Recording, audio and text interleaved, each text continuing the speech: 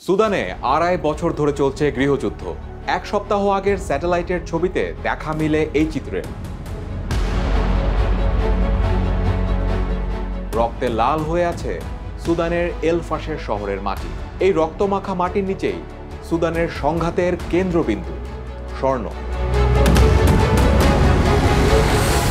Rapid support force বা RSF ও সুদানিস arm force বা এসএএফ এর দুই জেনারেল আর তাদের ফ্যাকশনের লড়াই এই স্বর্ণ নিয়ে।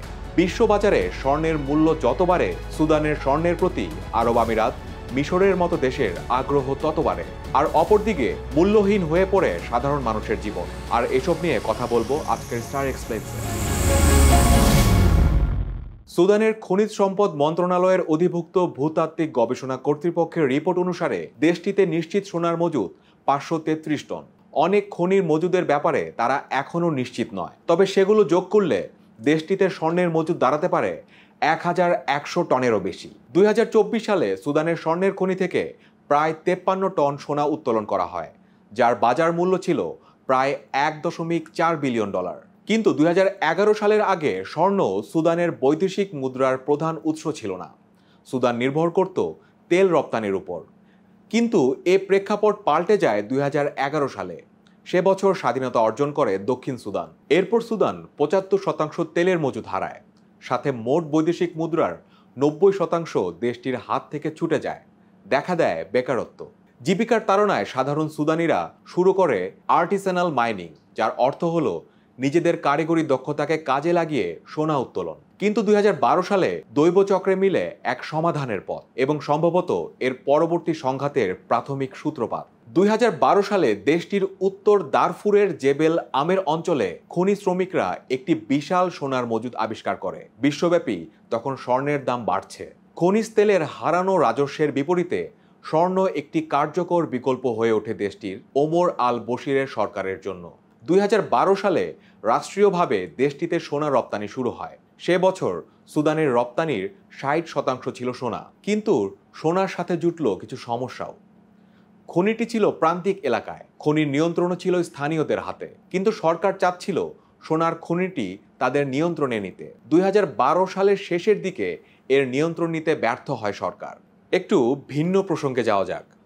এখানে কথা বলা প্রয়োজন বর্তমানে গৃহযুদ্ধের দুই পক্ষকে নিয়ে।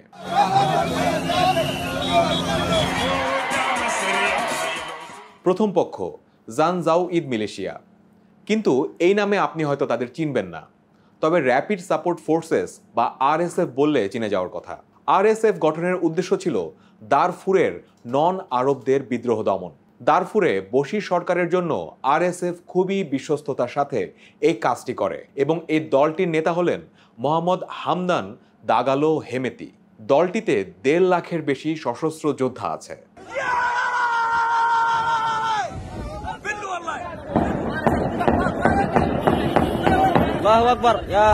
এবার আসা যাক দ্বিতীয় পক্ষের দিকে, এসএএফ বা সুদানের সামরিক বাহিনী, যাদের বর্তমান প্রধান আবদেল ফাত্তাহ আল বুরহান। তাদের সুদানের অফিসিয়াল আর্মিও বলতে পারেন। এতে রয়েছে ৩ লাখের মতো সামরিক সদস্য। বর্তমানে এসএএফ নিয়ন্ত্রণ করে সুদানের ৬০% এলাকা, আরএসএফ বাকি ৪০%। আবার ফিরে যায় ২০১২ সালে। জেবেল আমের অঞ্চলে খনির নিয়ন্ত্রণ ছিল স্থানীয়দের কাছে। সরকার স্থানীয়দের থেকে নিয়ন্ত্রণ নিতে ব্যর্থ হলে আরএসএফকে পাঠায়। বেনি হোসেন সম্প্রদায়ের উপর আক্রমণ করে খনির নিয়ন্ত্রণ নিয়ে নেয় আরএসএফ। শুরু হয় সোনার খনি দখলের জন্য সংঘাত। ২০১৭ সাল আসতে আসতে উত্তর দারফুনের বেশিরভাগ খনির নিয়ন্ত্রণ চলে যায় আরএসএফ বা মোহাম্মদ হামদান দাগালো হেমেত্তির কাছে। অপরদিকে সুদানের সরকার এসএএফ এর সঙ্গে ঘনিষ্ঠ সম্পর্ক আছে এমন কোম্পানিগুলোকে অন্য বাকি সোনার খনির নিয়ন্ত্রণ বুঝিয়ে দেয়। সোনার খনির নিয়ন্ত্রণটা এক প্রকার যেতে থাকে এসএএফ এর প্রধান আবদেল ফাত্তাহ আল বুরহানের কাছে। ঠিক সে সময়ে সরকার প্রধান ওমর আল বশির জনগণের কাছে স্বৈরাচারী হিসাবে কুখ্যাতি লাভ করে। ২০১৮ সালে সুদানের সরকারের বিরুদ্ধে শুরু হয় আন্দোলন। কিন্তু বশিরের সরকার এ সময় সোনা উত্তোলনের উপর শুল্ক দ্বিগুণ করে দেয়। পরিণতি, আন্দোলন হয়ে ওঠে তীব্র থেকে তীব্রতর।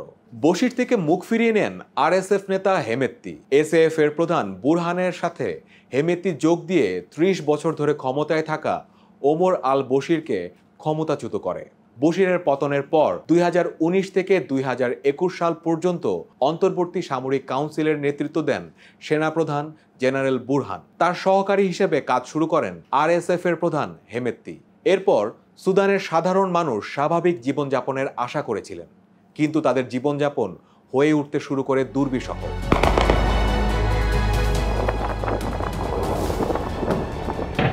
২০২১ সালের অক্টোবরে হেমেত্তি আর বুরহান কু ঘটান। কারণ হিসেবে বিবিসি বলছে, এই দুই জেনারেল বুঝতে পেরেছিলেন যদি অন্তর্বর্তী সরকার তার কাজ ঠিকমতো করতে থাকে তাহলে বুরহান ও হেমেত্তি দুজনই তাদের ক্ষমতা হারাবেন। তাই কুয়ের পর বেসামরিক সরকার ভেঙে দিয়ে গ্রেপ্তার করা হয় অন্তর্বর্তীকালীন প্রধানমন্ত্রী আবদুল্লাহ হামদককে। গঠন করা হয় নতুন একটি সার্বভৌম কাউন্সিল। সেই কাউন্সিলে বুরহান হেমেত্তি যথাক্রমে সরকার প্রধান ও উপপ্রধানের দায়িত্ব নেন। হেমেত্তি আর বুরহানের সাময়িক অ্যালায়েন্সও ছিল ক্ষণস্থায়ী। আরএসএফ এর দক্ষিণ কর্ডোফান এবং দক্ষিণে দারফুরের অন্যান্য সোনা উৎপাদনকারী অঞ্চলের উপর নিয়ন্ত্রণ নিতে শুরু করে। সে সময় এসএএফ এর মাঝে উদ্বেগ তৈরি হয়। তারা মনে করে হেমেত্তি ক্রমেই বিপুল সম্পদের মালিক হচ্ছেন এবং রাজনৈতিক স্বাধীনতা অর্জন করছেন। আরএসএফকে সুদানের সেনাবাহিনীর সাথে যুক্ত করার প্রশ্নে তাদের মাঝে বিরোধ চরমে ওঠে। হেমেত্তি সেনাবাহিনীর সাথে যুক্ত হতে চাননি, কারণ সেনাবাহিনীর অধীনে আসলে সুদানের রাজনীতিতে তিনি প্রভাব ও ক্ষমতা হারাবেন। হাত থেকে চলে যাবে সব সোনার খনি। ২০২৩ সালে সুদানের রাজধানী খার্তুম দখলের জন্য এসএএফ এর সাথে লড়াই শুরু করে দেন হেমেত্তি। শুরু হয় দেশটিতে বর্তমানে চলা গৃহযুদ্ধের। কিন্তু এই গৃহযুদ্ধের দিকে নজর ছিল বিশ্বের অনেকগুলো দেশের, কারণ বিশ্বজুড়ে স্বর্ণের চাহিদা আর এদিকে সুদানের মজুদ থাকা স্বর্ণের দিকে অন্যদের চোখ, বিশেষ করে সংযুক্ত আরব আমিরাতে। রয়টার্সের একটি প্রতিবেদন বলছে ২০১০ সালের গোড়ার দিকে আল বশির এবং আরএসএফ এর মধ্যে একটি চুক্তি হয়েছিল যে ২০১৮ সাল পর্যন্ত অবৈধভাবে সংযুক্ত আরব আমিরাতে সোনা রপ্তানি করা হবে। এখনও আরএসএফ নিয়ন্ত্রিত এলাকায় উত্তোলিত সোনা প্রধান গন্তব্য সংযুক্ত আরব আমিরাতে। ইউএই সুদানের সোনার সবচেয়ে বড় ক্রেতা। সোনা বিভিন্ন পথ দিয়ে দুবাইয়ে পৌঁছায় এবং সেখান থেকে আন্তর্জাতিক বাজারে প্রবেশ করে। তবে স্বর্ণ পাওয়ার রেসে আরব আমিরাতের সাথে রয়েছে মিশরও, আর তাদের স্বর্ণের যোগান দেওয়ার কাজটা করে থাকে এসএএফ। উত্তর সুদান, নীল নদ এবং লোহিত সাগর এলাকা থেকে উৎপাদিত প্রায় ৬০% সোনা তারা মিশরে পাঠায়। এদিকে ডিডব্লিউ জানাচ্ছে, মিশরে যাওয়া সোনা সংযুক্ত আরব আমিরাতেই আবার রপ্তানি হয়। ২০২৪ সালের হিসেব অনুযায়ী আরএসএফ এর কাছে ১০ টন সোনার মজুদ রয়েছে।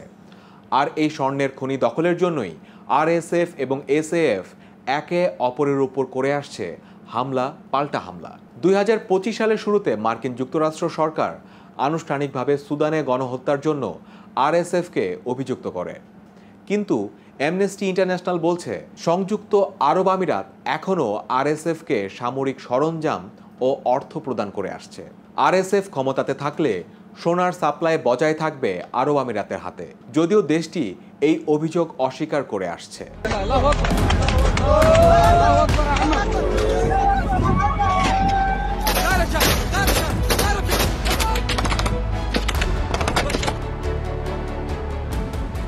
সংযুক্ত আরব আমিরাতের সমর্থন পাওয়া আরএসএফ এল ফাশের শহরে ৩ দিনে ১৫০০ মানুষকে হত্যা করলে আবারও আলোচনায় উঠে আসে সুদানের এই গৃহযুদ্ধ। সুদানে ২.৫ বছরের বেশি সময় ধরে চলা এই ভয়াবহ ও রক্তক্ষয়ী গৃহযুদ্ধে ১.৫ লক্ষ মানুষ নিহত হয়েছেন। বাস্তুচ্যুত মানুষের সংখ্যা ১.৫ কোটি ছাড়িয়েছে। কিন্তু স্বর্ণের খনি দখলের লড়াই থামেনি, বরং কাজ করছে লড়াইয়ের জ্বালানি হিসেবে।